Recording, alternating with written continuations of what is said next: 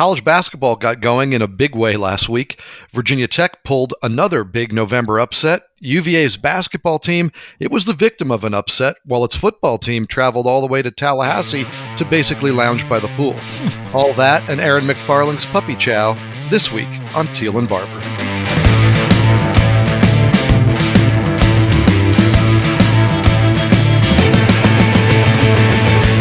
Hello and welcome to episode 31 of Teel and Barber, the Richmond Times-Dispatch and Richmond.com's Virginia Tech, UVA, and ACC sports podcast. I'm Mike Barber, ACC beat writer for the paper, and joining me as always, my co-host, the 13-time sports writer of the year, the Virginia Sports Hall of Famer, and the man I just cast my NASMA ballot for sports writer of the year for, Mr. David Teel. David, how are you? Mike, we'll just vote for each other, right? Are we canceling each other out this year? Well, David, I wanted to ask before we jump into the sports. We talked last week about your Thanksgiving plans. How did it all turn out? Turned out great, and we had a nice small for us gathering and plenty of food, and the little ones behaved, and and the good thing was it was nice weather.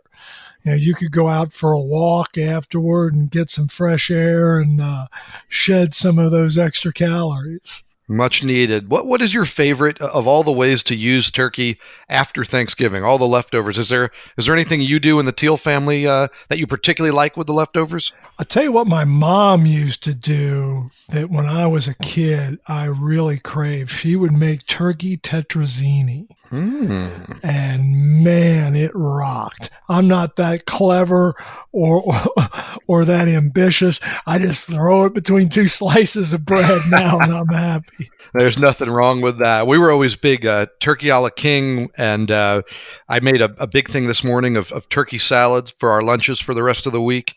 And I think we're going to get ambitious this year and try turkey empanadas at some point. That's assuming that there's any turkey left after I was going to say, that must have been some big bird, dude. Well, we had the two. We had the Thursday turkey and the leftovers there. Part of them went to the neighbors. They were a little older couple. They didn't have family over this year, and they weren't doing a turkey. So we sent about half a turkey and some sides over to them on Thanksgiving so that they would have that. And the second one was 23 pounds. So just for my little family here, wife and two kids, we have plenty of turkey to work with. We'll see what's left. Tonight is Taco Tuesday, and while I'm at the UVA basketball game, they're going to be having turkey tacos. So we'll see what's left when I get back.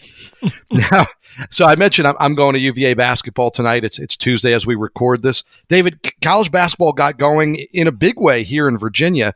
Upset wins by Tech and Richmond. Pretty stunning upset loss for UVA. It's going to be a lot of that we can talk about today. I want to start, though, with football. And let's start with kind of incidentally a UVA game that didn't happen. Virginia, they flew to Tallahassee on Friday night. They were scheduled to play the Seminoles on Saturday. Instead, they woke up to the news that contact tracing for COVID had forced the game to be postponed. The Seminoles didn't have the strong enough, full enough roster to play. UVA's players told us on Monday that they spent the day at the hotel pool, and some even got a lift in the hotel weight room before they flew back home. Now, what irked Bronco Mendenhall was the fact that ACC protocols essentially put his team and Florida State, he felt, in a no-win situation. The Seminoles had to be tested Friday. They had to use a third-party testing company, and then they didn't get their results back until Friday night. Those results included a positive in the morning. They went through contact tracing, and that's what left them unable to play. You know, for Virginia, all of this comes after Bronco and the team waited to fly to Florida until it had its own results to make sure it wasn't the reason for a last-minute cancellation. Now, Bronco made it clear he doesn't blame Florida State, but he does blame those ACC protocols. Here's what he had to say. We waited until after 6 p.m. on Friday to ensure all of our results were back and all were negative. And it doesn't seem like too much to ask for anyone that's playing in college football to have their tests in and report it negative before the opponent gets on the airplane to leave. David, he's absolutely right, no? Yeah. Oh, he's 100% correct, Mike. But let's remember, it's an ACC plan. But who put this plan in place? This was the ACC Medical Advisory Group, which is made up of the chief medical officers of the 15 institutions, and it was then approved by the presidents. So if Bronco has a problem with this, he needs to go to his medical team and go to his president and find out why it was planned this way. This is an imperfect season. No protocol is perfect. And for 70 games in more than 2 months, the ACC got away with this. But using a third party, using a PCR test instead of the more rapid antigen test for the final pregame assessment, that is part of it. But this, according to the ACC medical people, was the best way to assure that everyone on that field, presuming the game is on Saturday, they want to test them Friday, you get the results back when you do, and then you move on. Is it the way I would do it? Probably not. And I think I'd change it before the end of the season. You look at this week's schedule, most if not every game involves a team getting on an airplane. Boston College is going to get on an airplane to come to UVA. And presumably Clemson will get on an airplane to go to Blacksburg, although that could be a bus trip for them. But Georgia Tech has to travel up to Raleigh. These teams should know before they get on that plane that both teams are clear. Now, what's interesting, because David, you said this probably isn't the way you would do it, but I look at some of the options, and if you went with the antigen test on Friday, that's the one that seems to produce more of the what we call the false negatives, and I think positives and false positives. So either way, I understand. As I look at this, I understand the thinking every step of the way, and I think it comes down to the number one goal here, and you made this point, was to make sure that people playing didn't have and didn't spread the virus. I don't think that the number one concern of the medical people was a team flying somewhere and not getting to play. Now, that being said, it goes back to conversations you and I had months ago as they were formulating this plan. And to me, scheduling-wise, eliminating flights should have been a much higher priority, because I don't think you can do things safely and also, fulfill all the things on the football side to make sure that a team that showed up Friday night can play. To me, I think they should have eliminated flights. Was that not realistic? It wasn't with just the geography of the conference, unless you wanted to do it in real tight geographic pods and play people more than once. A lot of Boston College, Syracuse on our schedule. Yeah, well, and a lot of UVA Duke, and UVA and Virginia Tech could have played multiple times if that's the way they wanted to arrange it, and it was considered. It absolutely was. But you've got Notre Dame out there. Notre Dame has to fly for all of its ACC road games, and conversely, everyone has to fly to Notre Dame unless they want to take really lengthy bus trips. And really, Mike, what's the difference between hopping on a charter and chartering a bunch of buses? I mean, you're still out there in the public domain, and there just is no ideal way. Yeah, it's been an interesting year. The fact that they've made it this far, I think, is miraculous. Virginia has been one of the better teams in the league and in the nation in avoiding COVID issues. Absolutely. Their opponent this weekend, Boston. If there was, we'll talk to Aaron McFarling about betting and point spreads later, but if there was a best bet for a game to be played, David, you got to like Virginia and Boston College, right? Right. I mean, Mike, it's beyond remarkable that Boston College brought its football team back to campus in June and has not had, according to them, has not had a positive test. More than 5,000 tests, I believe it is, since June, and not a single athlete on that team has popped positive. That's an amazing stroke of luck, but it also speaks to amazing discipline and protocol in Chestnut Hill. Yeah, I think it's always important to remember that, you can do everything right Mm-hmm. and still end up positive.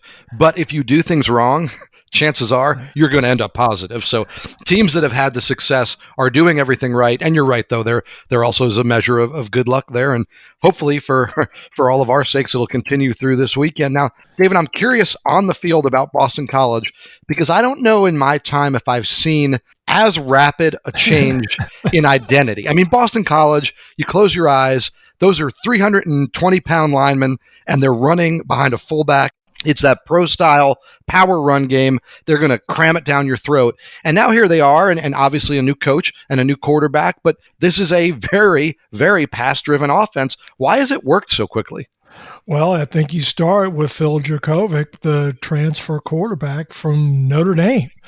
Where he quickly discovered that he wasn't going to be able to unseat Ian Book and transferred to BC, got his waiver, and Jeff Hafley came in and hired Frank Signetti as offensive coordinator. Hafley came from the defensive side at Ohio State. And the combination has worked really well. Now, Jurkovec dinged a knee in last week's victory over Louisville, and I was on a Zoom with Coach Hafley on Sunday morning, and he didn't reveal much. He was scheduled to perhaps reveal a little bit more this afternoon. I'm not sure what the outcome will be there.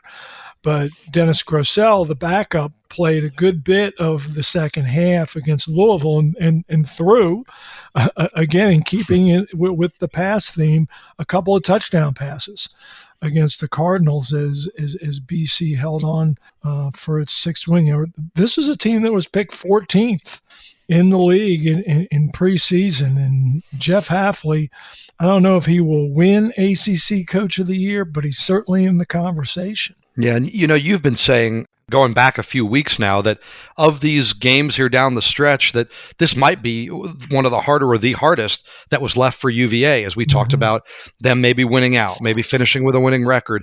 Now I'm looking at a Virginia defense that doesn't have Charles Snowden. Right. It doesn't have Juwan Briggs. It doesn't have Richard Burney. And it doesn't sound like it's going to get Joey Blunt or Brent Nelson, the two safeties, back this week. How big a challenge will this be? Yeah, I think you just outlined it, man. I mean, there's 5 cats that you would really like to have on defense on Saturday, and they will not be available. And, you might think, oh, but it's senior day and there'll be all this emotion in the crowd. Oh, no. And I feel all of us, Mike, have had our lives just completely turned upside down by the pandemic. But I think of the young people and the graduation ceremonies and the proms, and now the senior days that they're missing out on. And hey, at least they're getting to have a game, and there'll be virtual presentations on the scoreboard and maybe a family member or two in the stands. But we were on a Zoom just this morning with Devontae Cross, the senior cornerback for Virginia. And he said, yeah, it's going to be so strange to have senior day in front of essentially no one. Yeah, I mean, we saw that, right, at Pittsburgh with the on the screen. You're in Heinz Field. You're in this huge stadium, and, hardly any people there. And you can't have that moment where mom walks you onto the field, or mom, dad, and siblings are out there together. And I give credit to these schools, their athletic departments, their sports information departments. I know in a lot of places are involved. The production of, hey, what are we going to do on game day to give these kids? Because, the thing they want more than anything is to play football, and everybody has busted their tail to make that happen. But a lot of people have put in a lot of good work to make it feel kind of normal, or as normal as you can get. Yeah, they really have. The creative teams at these schools have gone above and beyond, much like the medical staffs. I mean, this has truly been department-wide, campus-wide efforts across the country, and especially here in the ACC, as these institutions have attempted to provide these young people with a competitive outlet and their fans and donors and boosters with something to watch. I think it was the first week of the season I did a story on kind of behind the scenes at Virginia Tech, how they were putting the game day atmosphere together. And I asked a couple of the employees there, I said, hey, I know this has got to be stressful. I said, but is it kind of cool to be challenged creatively on this level? And I think everybody I talked to, their answer was kind of like, looking back on it, it'll probably seem cool, but right now it's a lot of stress and pressure. Virginia Tech's done a nice job off the field. On the field, David, a little bit rocky, and they're coming off the scheduled off week. They had the open date, and boy, now they get Clemson in prime time on Saturday night. Before we get into that, they got some more big news on Monday. Quarterback Quincy Patterson, who was a big-time recruit, right? He emerged, became a name after that Elite 11 quarterback camp. He's had some big moments. Think about starting the Notre Dame game. Think about his role in that North Carolina win. Game, right? Yeah, huge. He announced that he's transferring out of the program. David, what do you make of that? It's not surprising, Mike. I mean, you knew at least one of the quarterbacks among Quincy Patterson, Hendon Hooker, and Braxton Burmeister was likely to transfer. It's just the way of the world. Quarterbacks want to be on the field. And Patterson has not played much. Ironically, the Pittsburgh game was one of the first times this season, one of the only times, where we got to see him in a more extended role. But as it turns out, that was because Hooker had dinged himself on the hand. And then on top of that, Patterson injures his thumb, which contributed to the timing of yesterday's announcement. Justin Fuente told us it looked unlikely that Quincy would be able to play for the remainder of the season. So why not start the transfer process now? And, Mike, we've all seen and heard head coaches talk about athletes transferring from their program. I don't know that I've ever heard a coach praise one quite as much as Justin Fuente did Quincy Patterson. This truly, and then to read Patterson's social media posts, this truly seems to be an amicable parting. Yeah, remarkably. And I'm glad you brought that up, because people will criticize Justin Fuente for the transfers. There are a couple other receivers that that weren't being used. They're transferring out. But the Quincy Patterson deal here, he's leaving Virginia Tech with a very high opinion of Justin Fuente, and Justin Fuente maintains a very high opinion of him. I think that's important, and I think it's important not just because of the criticism Justin takes, but for other quarterbacks coming in. Hey, there's not this disgruntled guy running around out there that had a horrible experience. And there isn't this coach that people can point to and say, look at his relationship with quarterbacks. If anything, this tells you, hey, go play for Justin Fuente. He's going to do his best to try to develop you. And if it doesn't work out, he's going to help you with your next step. Remember, Quincy Patterson, he blew up with that Elite 11 camp, right? Right, but he was raw. Extremely. He's the definition of a project. So had Virginia Tech had a little more trouble at quarterback, if Braxton Burmeister hadn't transferred from Oregon, maybe Quincy Patterson is still there. Maybe his development is fast-tracked. So I don't know. I know fans get upset with these things. I don't see the negative here. I see a team that brought in an athlete, tried to turn him into a big-time quarterback. He made some good development, made some strides, didn't quite get where he wanted to be, where they wanted him to be, and so he goes somewhere else to play. This, to me, seems like the way it's supposed to work. Yeah, and the amicable parting, Mike, will help Patterson as he searches for a new school, because Fuente made it clear yesterday that any school that calls him in regard to Quincy Patterson is going to get a most glowing recommendation. Yeah, and again, pop on the film from the Notre Dame game, which was very competitive. Pop on the film from the Carolina game. They played such a huge role coming in late. There are glimpses of Quincy Patterson being a very effective at a high level. I'm not talking about going down where he could maybe be a star. At the Power 5 level, he's shown some ability. So somebody's going to take a chance on Quincy Patterson, and it'll be interesting to see what he develops into. He won't be part of the game Saturday night against Clemson. Not that would have made a difference or moved our opinion. David, do we give the Hokies any shot against Clemson Saturday night. No, just no. Because, Clemson has everything to I know Virginia Tech has things to play for, but Clemson is playing for a college football playoff spot and a spot in the ACC championship game. Lose to Virginia Tech, and all of Clemson's preseason goals are done. Conference championship, playoff, national championship, in almost certainty. Those goals would be off the table should the Tigers lose. I can't imagine. The talent discrepancy is clear. Virginia Tech, just the week previous, we saw the Hokies get worked at Pittsburgh. Then 7 days later, we turn on our TV, and midway through the second quarter, Clemson is ahead of Pitt 31-0. The Tigers are really good, and they're really motivated.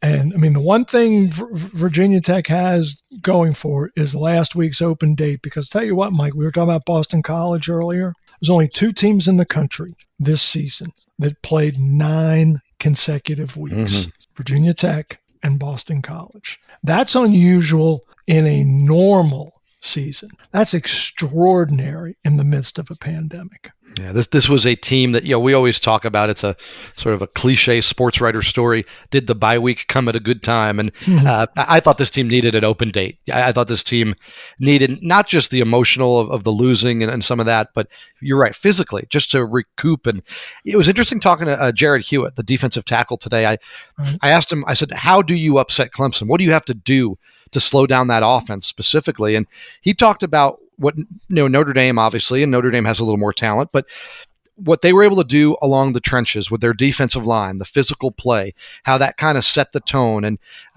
Clemson has a really, really good pro prospect full offensive line.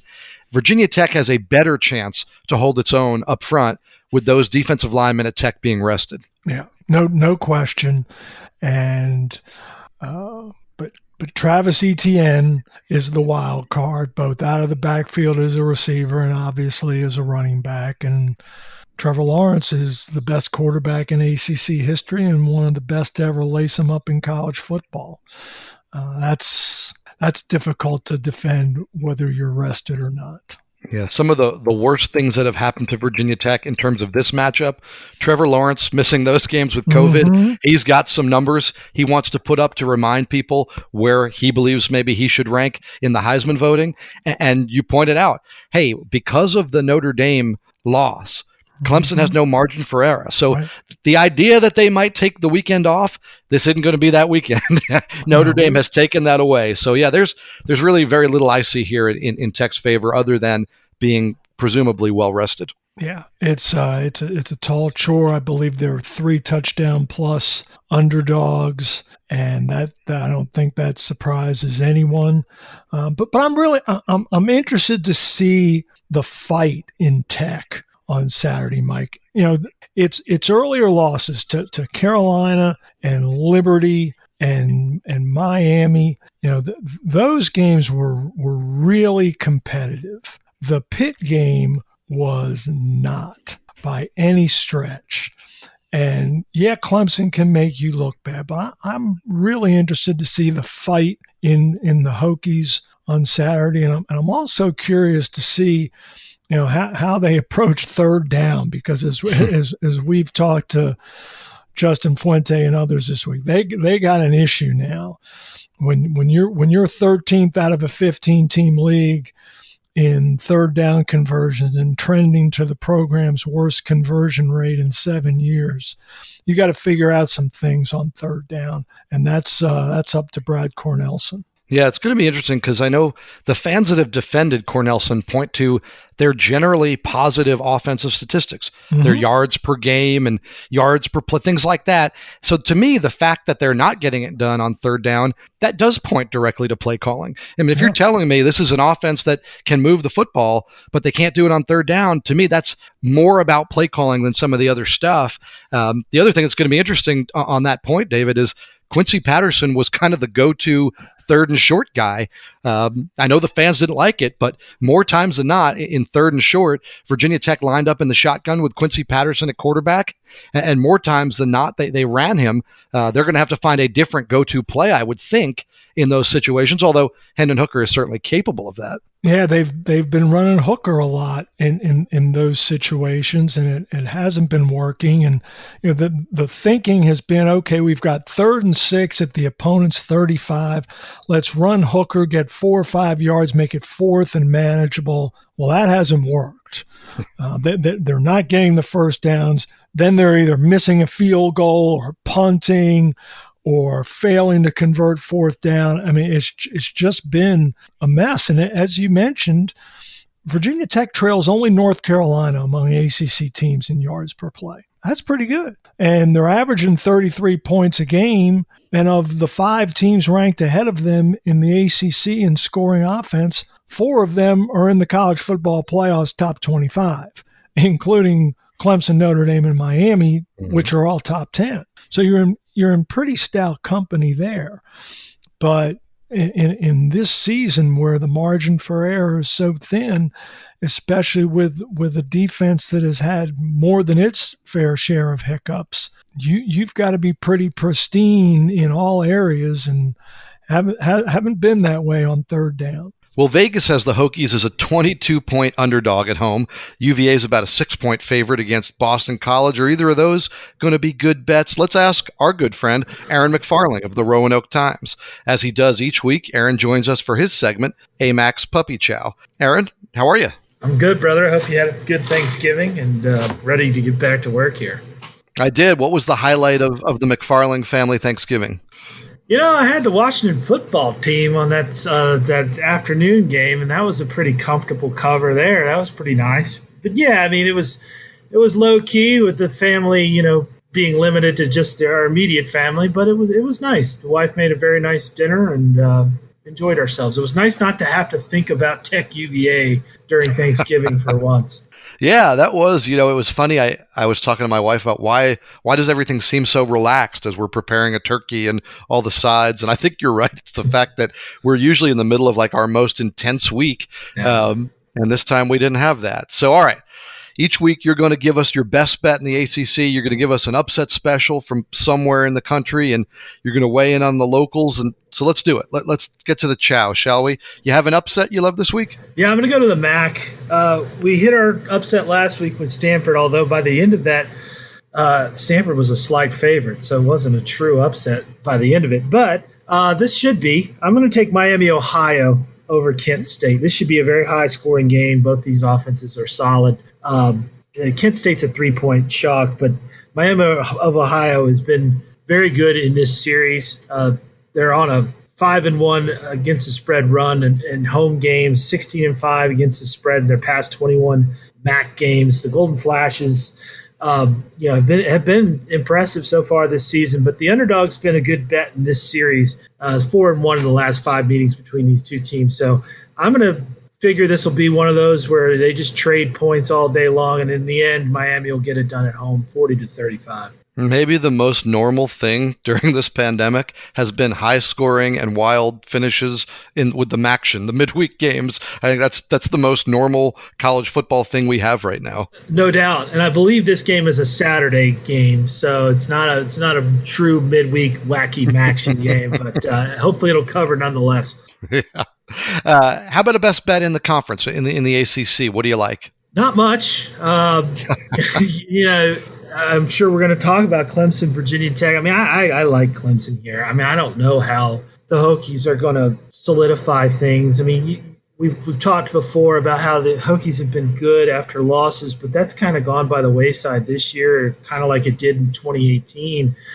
And they get some respect at home from the odds makers, but I don't see it. I mean, when we go to these games, and I just don't see any tangible difference between how they really perform in Lane Stadium and how they are on the road. So if I'm going to give you best bet, unfortunately for Tech fans, and they may agree with me here like they have in the past because of the way they feel right now, but I'm going to take Clemson and lay the 22. I mean, it just feels like the Tigers still have to keep making statements, to prove that they belong in the playoff. I think most people think they do, but if you squeak by the Hokies, maybe there's some doubt there. I think they'll get it done very handily here. 52-21 is my pick for that game. Yeah, you mentioned the idea of the beauty pageant there for Clemson to not just win, but win big and win convincingly, win impressively. I'm curious if it factors in when you're thinking about a team covering. Trevor Lawrence missed a couple games. He's still a Heisman candidate.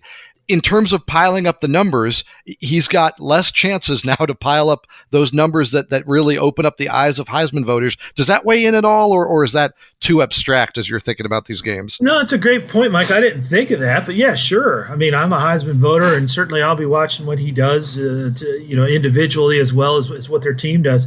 I think the greater factor here is I just don't see any weaknesses on this Clemson team. They haven't been a good team against the number this year. They're identical to the Hokies, in fact, against the spread, 3-6. But they covered last week, and I think they're going to cover again. I mean, I just don't see much resistance right now from this Virginia Tech team. I gave them a pass for Liberty when most people didn't, just because I saw some good things with the offense there. Same with Miami. I saw some good things, strides made with the defense there. So while not excusing the loss, I am saying, look, there are some things to build on here.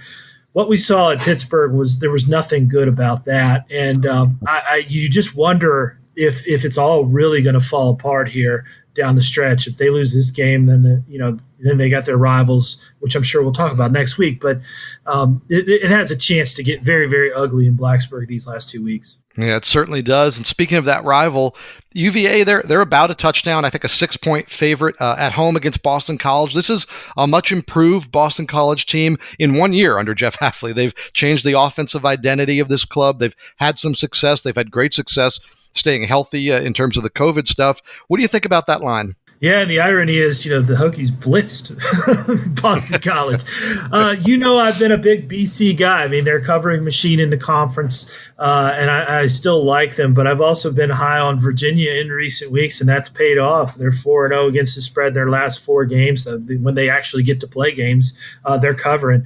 So it's kind of a, something's got to give type of situation here, and I'm gonna say Virginia wins. I'm gonna kind of hedge. I'm gonna say Virginia wins but doesn't cover, which is a hard number to hit. But I'm gonna say they win by 5, 35-30, which would make Boston College the winner with the betting. But Virginia would get the win it really craves, which is just the standings victory. So everybody gets a little something out of Saturday. That's right. Good stuff.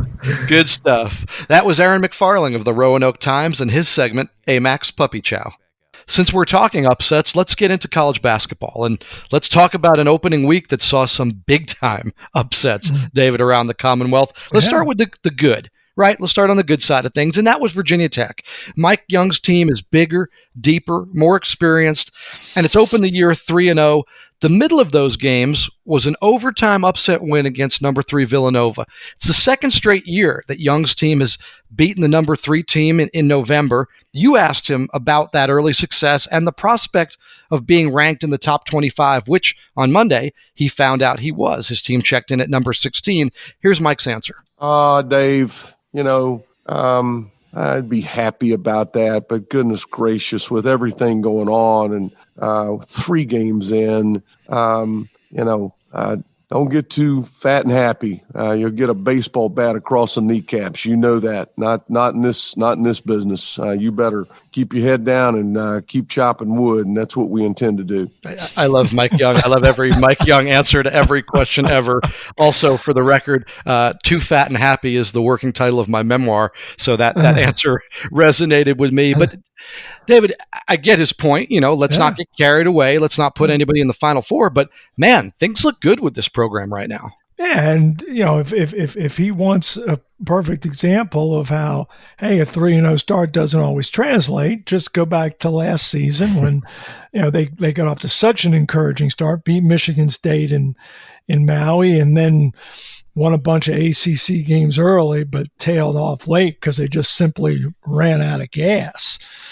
Talk about a team that needed an open date. That was for Virginia Tech basketball coming down the stretch last year.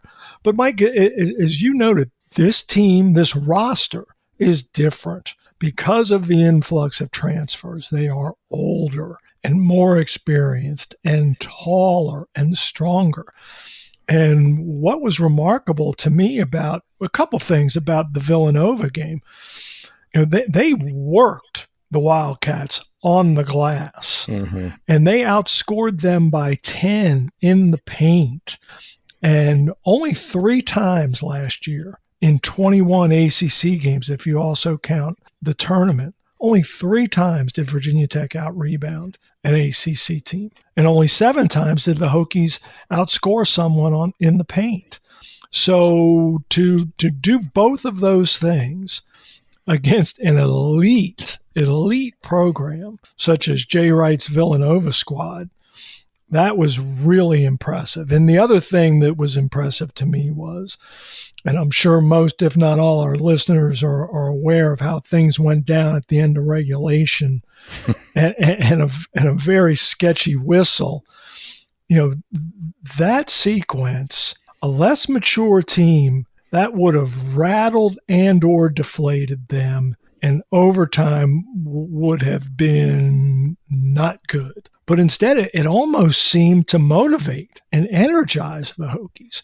Justin Mutz comes out and scores the first 5 points of the extra session, and they're off and running and win kind of comfortably at the end. Yeah, I think that's a great point, because I thought about this game a lot as it compared to Michigan State last year. And not to take anything away, the Michigan State upset was huge last year. But it felt, when they beat Michigan State, like Mike Young and that team had done a great job getting ready for that game to win that night and to upset Michigan State. And all credit to them for doing that.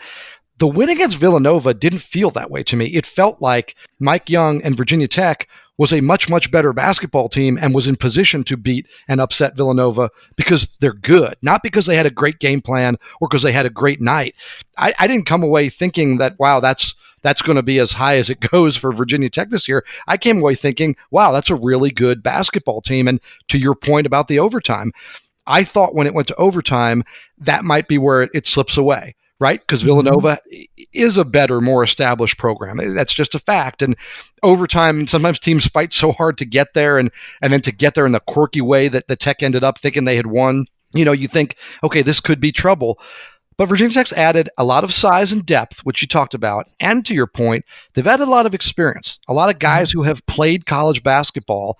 And there was no panic. There was sort of like, hey, we've been good for 2 halves of basketball. We've been good enough to beat the number 3 team in the country. Why not do it for 5 more minutes?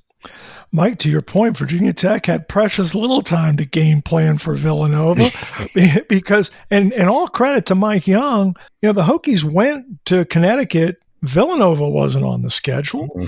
They were going to be playing Temple. And then they get up there, COVID issues for the Owls, and all of a sudden the tournament organizers say to Virginia Tech, and this is Thanksgiving night, it's like at 10 o'clock. I don't know if they called Mike or texted him how all that went down, but they're like, hey, Villanova's already here, you want to mix and match? And I'm sure Mike Young's like, oh, Villanova. Yeah, it's a Philadelphia team, but that's a pretty far step up from Temple.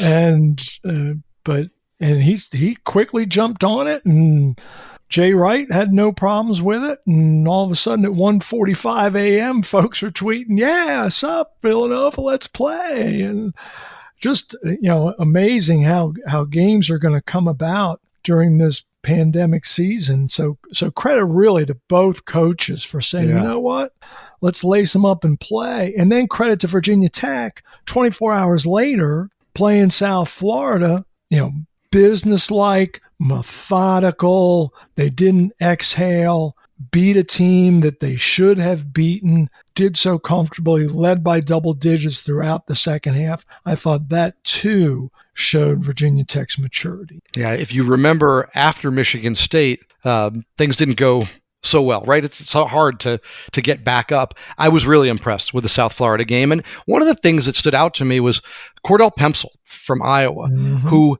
we had kind of get mixed reports on. He's behind Luka Garza, and that's why he's transferring, and he's got a chance to be a really good player. But then you look at the numbers and say, well, yeah, he didn't really do anything to impress me. And then the first game, he didn't really play a lot of minutes. He was big against South Florida, and David, that's very encouraging. It absolutely is. And let's not forget, Mike, Jalen Cone hasn't played a minute yet. Not a solitary minute. And he's the best shooter in the program. Yeah. And Mike Young expects him back fairly soon from a left foot injury. Add him into the mix. It could be a pretty nice club. There's certainly a lot to be excited about for Mike Young, for Virginia Tech. Now, I still think there's a ton to be excited about for UVA, for Tony Bennett's club. Yes. I think they're going to be great this year. But, boy, they were not great against San Francisco. David, what did you see, and is it cause for alarm moving forward? No, it's not cause for alarm. Tony Bennett will get that fixed. Now, is Virginia going to have nights where it doesn't shoot? Well, sure, all teams do. But the one constant is defense, and that's supposed to be the one constant. And it was not there against San Francisco. Far too many open looks. Just did not close out well. And that will get fixed. It always does in Charlottesville. And yes, San Francisco is not a big-time opponent. Bill Russell's national championships notwithstanding back in the 50s. But I would have little concern were I a member of the Cavaliers faithful. I think we've seen that this offense will be better. It's interesting about the defense because you wouldn't think that game 2 or this early in the year that you would see kind of a letdown, right? Defensively, you would think it would still be there. But whatever we're talking about, game 1, game 2, game 3, wherever you are in your season, these guys have already been through a lot, getting back to campus, dealing with the COVID protocols. So it doesn't surprise me that there's maybe a little mental fatigue and a little mental hurdle early in the year, even though that might go against conventional thinking. Yeah, and the game before, in their opener up at Mohegan Sun, they were just so good on the offensive side against Towson. I mean, almost 1.5 points per possession. I mean, it was crazy how well they shot it from beyond the arc, interior. I mean, everyone was contributing, and then all of a sudden, the shots aren't falling, and you start looking around, and it's a team that hasn't played together a lot, and sometimes when those shots don't fall, it affects you on the defensive end. It's not supposed to at Virginia, and come February, it probably will not. But I think in late November at Mohegan Sun, it did. Yeah, it's interesting. This is the program. If you think about the way Tony's built this program, there was that Tennessee loss back before they really got rolling. And then obviously they took off from there as a program. And obviously everybody knows the UMBC upset. And then they come back the next year and win the national title. Now, this is a much smaller scale than that, but this is a program that takes some losses that sting and seems to do good things with them. So maybe this San Francisco upset will be the thing that spurs this year's bunch, again, on a smaller scale, onto whatever they become. Yeah, I think that's a very valid point. And I think the one guy we're all interested to see is Trey Murphy. I mean, no one knew whether he was going to be eligible this year. And it was interesting. I think it was our friend Brad Franklin who very directly during our media day session with Tony Bennett asked him, has Murphy applied for a waiver and where might that stand? And Bennett tap danced and he didn't say anything. And I kind of had it in the back of my mind, wonder what's up there. And then sure enough, I guess the night before the Towson game, they find out, oh yeah, he got his waiver. And, he was a shooter at Rice, and he sure as heck was a shooter that first game, and he struggled the other night, but I think he could be a very, very valuable piece. David, we spent the offseason talking about how great offensively UVA could be. We talked about the addition of Sam Hauser and just the next level we thought this offense would be on. And we did not include this kid in any of those discussions, any of those projections. So if we thought they were going to be really good offensively before he got his waiver, I think I'm that much higher on them now. Yeah, I am too. I mean, If we were re-voting today on the order of finish in the ACC, San Francisco setback aside, I would vote for Virginia. Well, that setback does bring us to this week's question of the day. It's who you got. Thanks, Mike. Let's continue talking about some upsets. We've got San Francisco over UVA, Virginia Tech over Villanova, and don't forget, Richmond and their big win over Kentucky. Which was the most significant upset last week? Who you got? Let's start with David. Guys, I think the most significant of the bunch, because I think it could resonate longer throughout the season if we are blessed enough to get through this and to actually have an NCAA tournament, is Virginia Tech's. And that's not to discount Richmond beating Kentucky. But I think all of us or most folks thought that Richmond was going to be an NCAA tournament club at the start of the season. And boy, the Spiders showed the entire country Sunday afternoon in Lexington that they most likely will be just that. I mean, second half of that game, they just worked Kentucky over. And at one point led by as many as 16. There was no drama at Rupp Arena. Props to Chris Mooney and his bunch. But Virginia Tech, that's a non-conference win that if the Hokies are sitting there on the bubble come March, that's the kind of victory that gets you in the field. I don't know that it will come to that, but to me that's what would make that one the most significant. Okay, Mike, who you got? David, I'm glad you picked up the word significant in that question, because that was the point. San Francisco UVA to me was the biggest, the sort of gasp moment of the weekend. But it doesn't matter. It's not going to matter in a couple of weeks. It's going to be a footnote. I'm torn between Tech Nova and Richmond, Kentucky for the reasons you said. I give the slight edge to Richmond over Kentucky, and I'll tell you why. I think Virginia Tech has more opportunities on its schedule to prove itself. So Virginia Tech's good. There's going to be plenty of nights that Virginia Tech can show the nation that they're for real. Now, you and I know how good the league is that Richmond plays in. And there's some games on their schedule that should matter and should move the needle, but they're not going to move the needle the way winning over Kentucky does. So to me, Richmond's upset was the most significant because it really announced on a more national stage what we have talked about and what we know about here in Virginia, that Richmond's going to be really good, that Chris Mooney's got a really good team this year. Yep, it's a great point, Mike. And we spoke earlier about Virginia Tech being more experienced. The Spiders start 4 seniors. I believe 2 of them are 5th years. I mean, Jacob Gilliard is one of the best defensive players in the country, and he showed it Saturday against Kentucky. He had 5 steals. He ran the point. He had 6 assists. He's the reigning A10 Defensive Player of the Year. He led the nation last season in steals per game. And folks, if you haven't caught the highlight of his assist there against Kentucky, where he swipes a pass, pushes it in front of it, but it's going out of bounds, saves it in midair, and in one motion throws a behind the back pass to a streaking teammate for a layup. It was Blake Francis on the receiving end. Just a thing of beauty. It was improv at its finest. Yeah, I don't want to put too much pressure on Mooney and Richmond, but hey, Virginia mid-majors know a thing or two about big runs, right? In the tournament, you think about Mason, you think about VCU, and I chuckle, but you think about Mason and VCU, and one of the things those teams both had in common was veteran rosters, guys who had played together, guys who were really comfortable in the system, and guys who knew what each other were going to do on the floor. And Richmond's got talent. Let's not pretend that this isn't a good basketball team. They've got talent, but they've also also got that chemistry and that experience. And sometimes that can be what matters the most in March.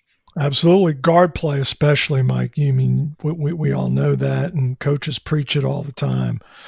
Guard play in March, old guards really, really help. And obviously, Richmond has a rich history of NCAA tournament success.